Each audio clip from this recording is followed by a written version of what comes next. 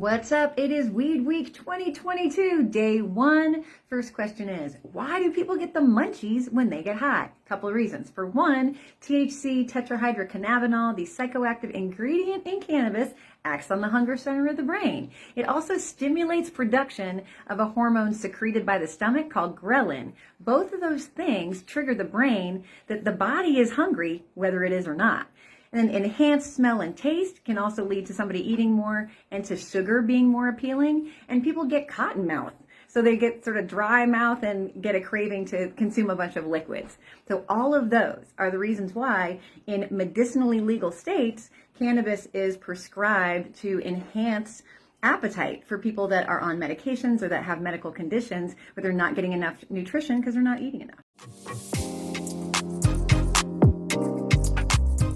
It's Weed Week 2022, day two, and I have an awesome question today from a college student asking, how do I make sure I'm using weed responsibly and healthily? So for one, you have control over it. So you can set limits and keep them. You can take it or leave it without any stress, and you leave it more than you take it, that it's not interfering with your responsibilities or with things that mean something to you. So it's not conflicting with your values, with your goals, who you believe in being, what you want for yourself, that you are managing risks. So you are making sure that you're not going to hurt yourself or somebody else with it. So using it in ways or in situations where that could happen, that you are doing your research and you are knowing what you are putting in your body, where it came from, how it could impact your brain and your body, and you are not having any negative consequences from it. So that means financially, academically, with your job, relationally, with your health. If any of those things are happening, then it is a problem use. It is no longer healthy. Weed Week 2022, day 3, 420 edition. So today's question is, are edibles safer than other forms of weed? So yes and no. Let me break that down into a two-part answer. So for one, when you consume weed, it takes longer to hit the brain and the body and be felt. So about 20 minutes really until any kind of like high is felt.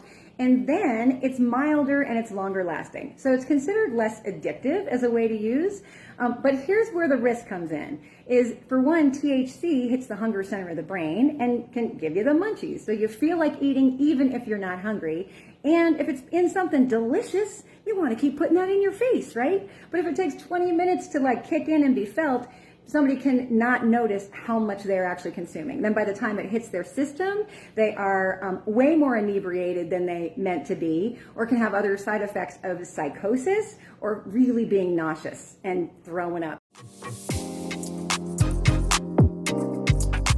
Weed Week 2022, day 4. We're talking about edibles, part 2. In part 1, I mentioned how it can actually go horribly, horribly wrong when somebody doesn't know how much they're consuming, and they can end up getting really sick to their stomach and vomiting and even experiencing psychosis.